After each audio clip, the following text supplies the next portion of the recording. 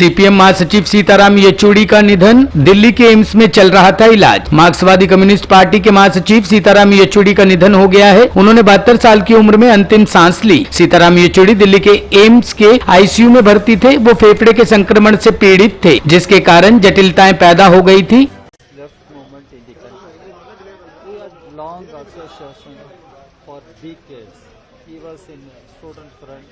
Student movement, I was in youth movement. Then we came to their party leadership, I came to my party leadership. Then we worked together on different issues.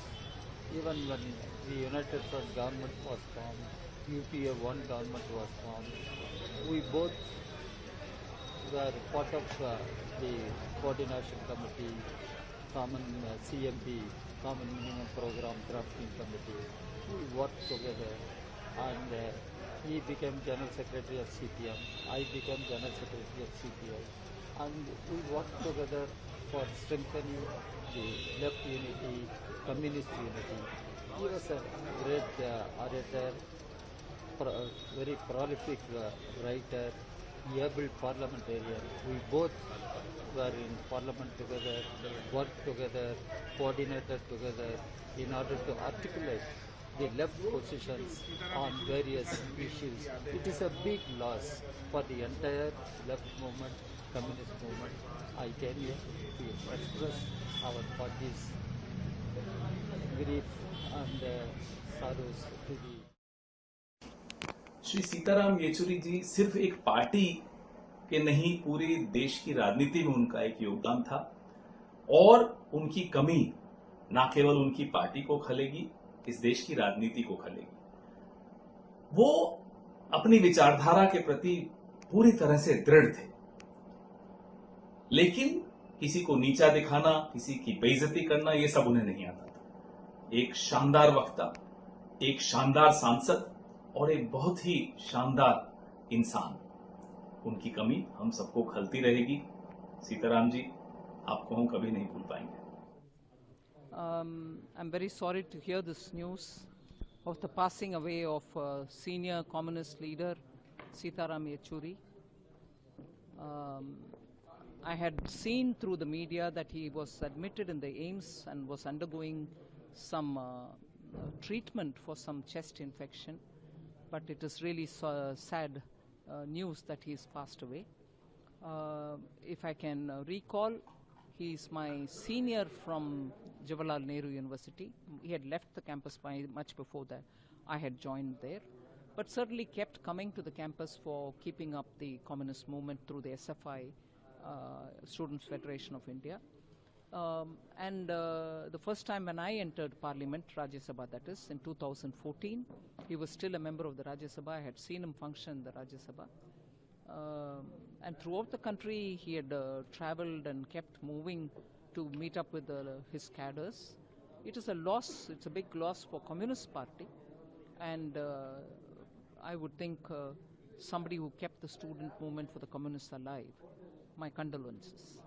Madhya Pradesh में भारी बारिश का कहर, दतिया में गिरी राजगढ़ किले की दीवार, 7 लोगों की दर्दनाक मौत। मध्य प्रदेश के दतिया जिले से दर्दनाक खबर सामने आ रही है। यहां हो रही जबरदस्त बारिश की वजह से राजगढ़ किले की दीवार ढह गई। इस हादसे में 7 लोगों के मरने की सूचना है। जानकारी के मुताबिक दीवार गिरने से 9 लोग उसके नीचे दब गए थे। बताया जा रहा है कि आसपास के लोगों ने 2 लोगों को सुरक्षित निकाल लिया है। 4 बजे के लगभग यहाँ जो कि किले की दीवार कहलाती है, काफी बड़े बड़े खंडे हैं, 3 फुट बाई 3 फुट वाले। वो दीवार बरसात जो अपनी 36 घंटे से लगभग हो रही थी, उसके कारण ढह गई, और उसके नीचे एक वंशकार परिवार था जिसके 9 सदस्य थे, वो उसके नीचे दब गए, और दबने के तत्काल यहाँ के ही लोगों ने पहले 2 लोगों को तुरंत उनको बाहर की तरफ से निकाला, और फिर हम लोग ने उनको हॉस्पिटल पहुँचाया, वो सुरक्षित है।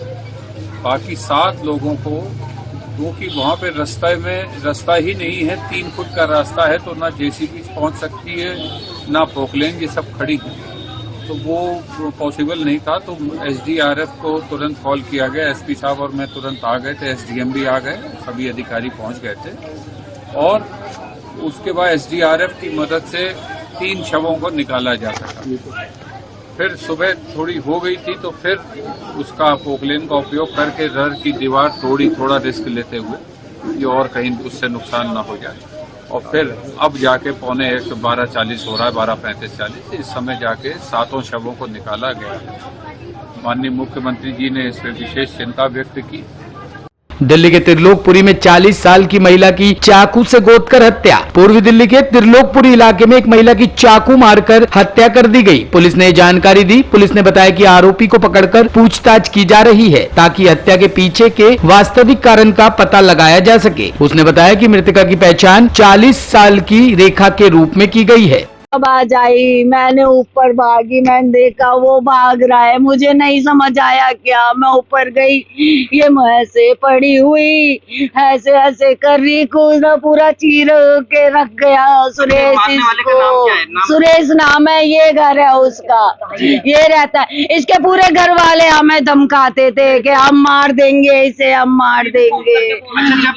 बहुत धमकी। आपने पुलिस में शिकायत दी थी कोई? मैंने इसको बहुत बोला था पुलिस में चलते हैं, इसने मेरी डर गई, ये नहीं चली थी, ये घर से नहीं निकलती थी, डर के घर में ही रहती थी। अच्छा, मारने वाला काम क्या करता था?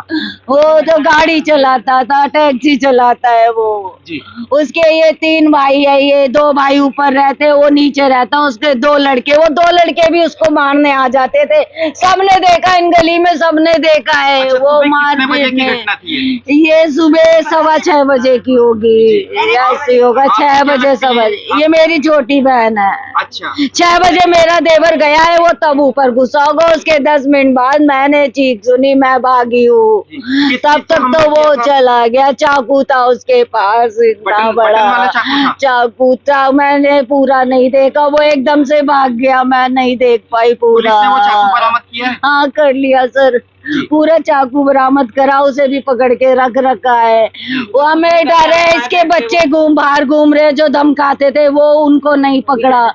वो हमें धमकाते थे, वो घूम रहे, वो कल को मेरे बच्चों को भी मार जाएंगे। जो धमकी देने वाले जो ये है बंटी है, चेता है, ऋतिक है, ये सब धमकाते थे, क्या मारते। अभी भी डर है मेरे छोटे बच्चे, अब तो कोई है ही नहीं मेरे घर बच्चा, अभी भी डर है सर, वो कभी भी मार देंगे। और ये बंटी की बहू, ये बबली नाम है, वो भी लड़ती थी, वो भी धमकी देती, मारूंगी, घर में घुस के मारूंगी। करी हमने मांग, वो कह रहे पहले हम सुरेश को देखेंगे, ये सब बाद में देखेंगे। उन लोगों को नहीं पकड़ रहे, यहाँ बैठा दी, उनकी सेफ्टी के लिए पूरी पुलिस बैठा दी है, उनकी सेफ्टी कर रहे हैं सब, हमारी सेफ्टी कोई नहीं कर रहा। हम किसके पास जाए? सब अंदर बैठे हैं। ब्यूरो रिपोर्ट, टीम तफ्तीश न्यूज़।